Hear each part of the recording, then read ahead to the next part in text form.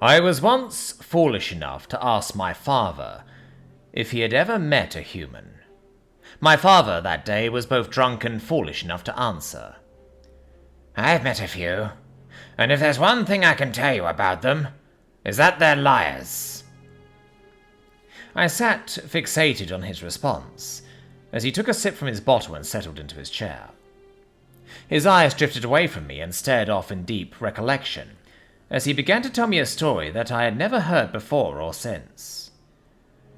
I was a little older than you when the invasion came here. He took a deep breath as he continued.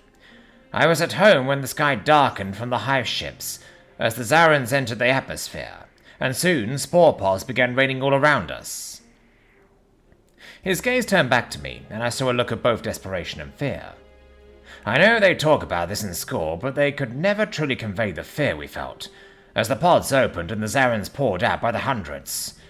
They won't tell you about the screams that echoed through the streets as they began devouring our people alive, or the acrid smoke and charred flesh that permeated the air as we fled our burning homes.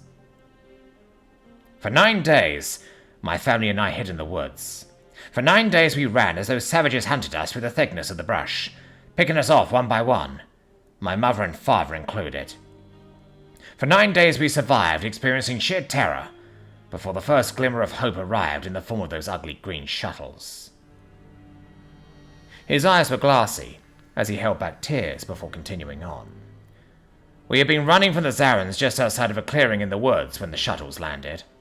Soon, soldiers clad in scant green armor carrying simple weapons came pouring out, firing at our pursuers. They began yelling for us to get down as they charged forward to block the Zarans from reaching us.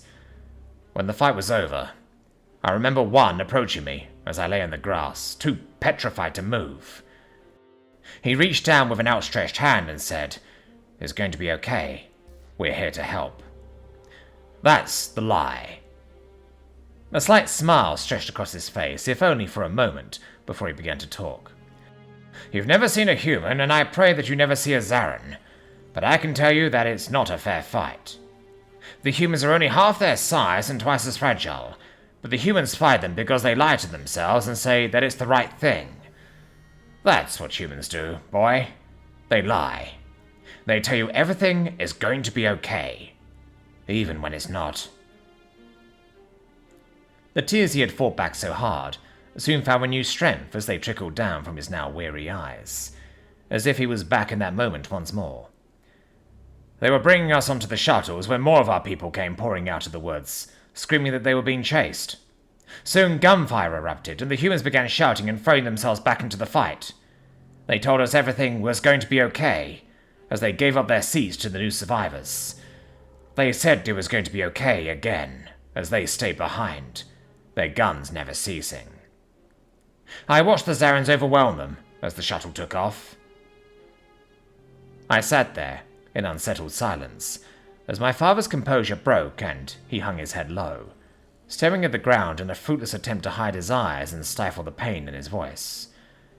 None of those men survived, and to this day, the humans continue to lie and say that we were worth it.